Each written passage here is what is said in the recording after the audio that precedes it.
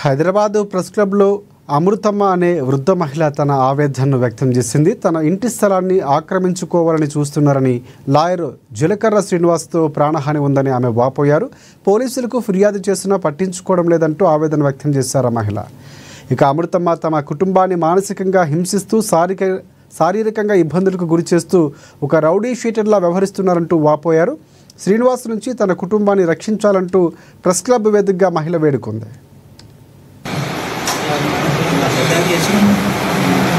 నా పేరు ఉన్నది వాళ్ళు నాది అమృతుకుంటామని సంపమని అంటారు సార్.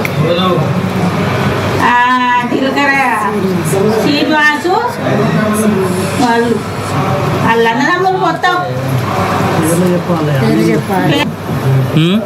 కొరకు సార్ అమృతుకుంటామని చంపుతామంటారు సార్. నాకు ఇల్లు దాకా పోతుందని చంపుతామంటారు సారు. నాకు న్యాయం కావాలి. ఉన్నారు నా చెల్లి ఉన్నది, నా చెల్లె వాళ్ళ అల్లుళ్ళు ముగ్గురు పానకన్నా ఉన్నది సార్. నాకు నన్ను కాపాడాలి.